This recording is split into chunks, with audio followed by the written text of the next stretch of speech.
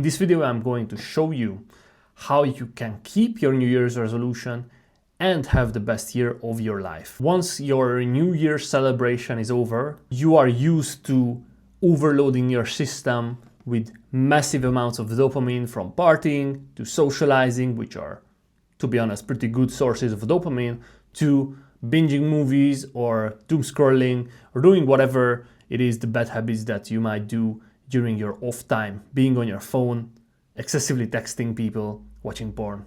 It is what it is. Everybody does something. You gotta have something, unless you know how to reverse your dopamine spike after, for example, a big event that gives you a lot of dopamine after a New Year's celebration. Your dopamine would crash and you would feel pretty low during January 1st, January 2nd, and into the first weeks of the new year if you don't know how to reverse your dopamine spike.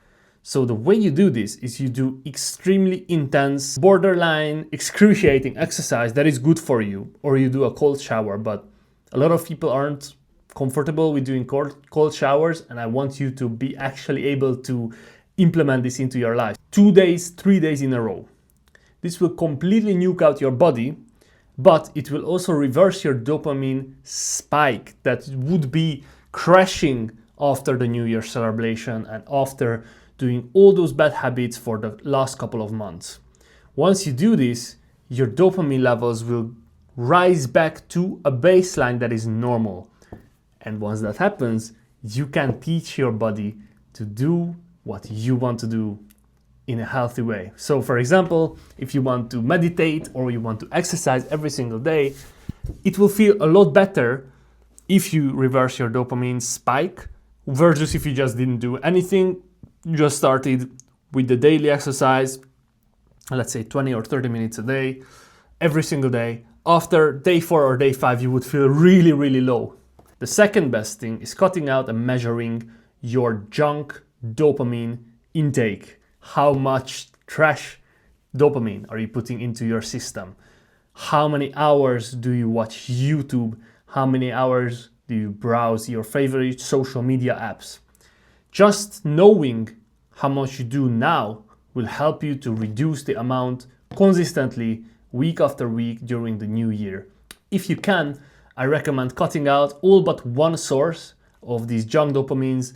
So for example, deleting Instagram is one of the biggest things that my coaching clients get the best results from, and only using the Instagram app on your laptop or your computer, and deleting other apps too, like YouTube and wherever you get your movies. Deleting those apps, unsubscribing if you have premiums, so it is more friction to get back to these applications, right? And just keep one, for example, watching YouTube, or for example, browsing Twitter, where you can measure very, very specifically how much you do it per day. Like you can just look at your screen time on your phone and your laptop and see how much you scrolled Twitter or Reddit or how much you watched YouTube. Once you have that one thing, that one bad habit that's left, you can slowly reduce the amount that you do per day. And that way you will not experience the excruciating cravings and the dopamine crash that comes with quitting bad habits that give you dopamine cold turkey.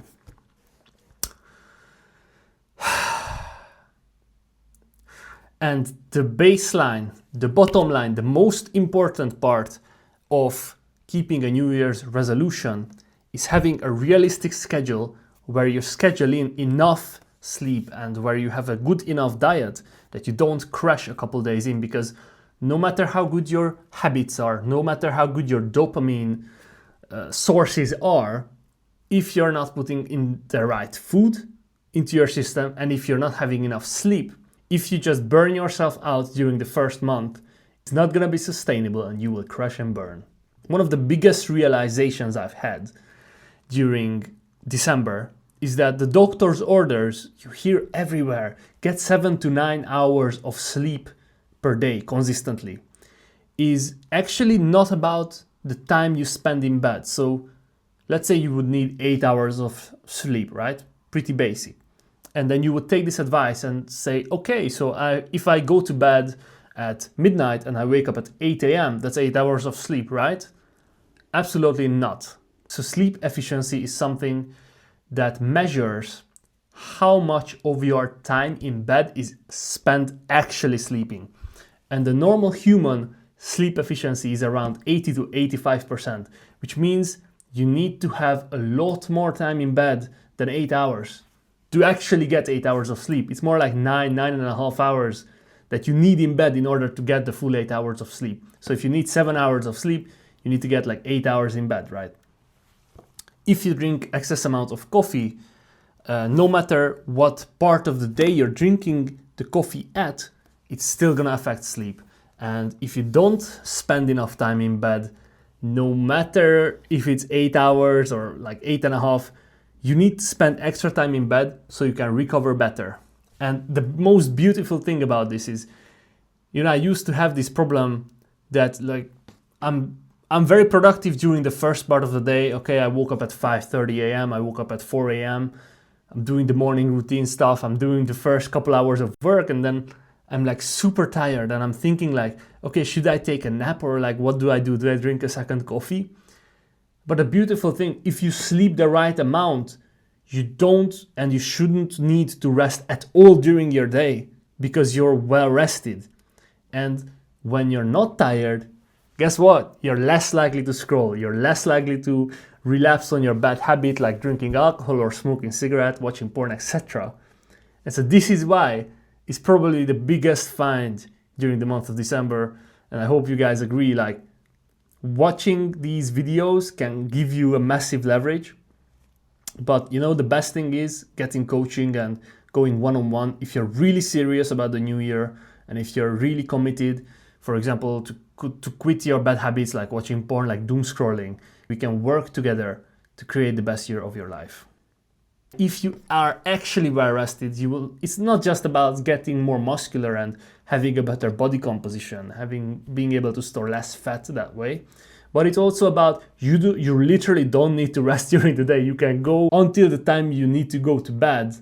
You can go all out. You can go full throttle, send it, give it everything you got, and then just go to bed on time. Spend like 9-10 hours in bed. And that's when you actually rest. It's not in the middle of the day. It's not the afternoon crash. And you shouldn't have if you have an afternoon crash, again, that's a topic for another video. And it's also not that you eat too much because, today I just ate like 1,800 calories for breakfast. Like 1,800, Guys, it's not about the amount of calories. It's about what you eat and in what order you eat it.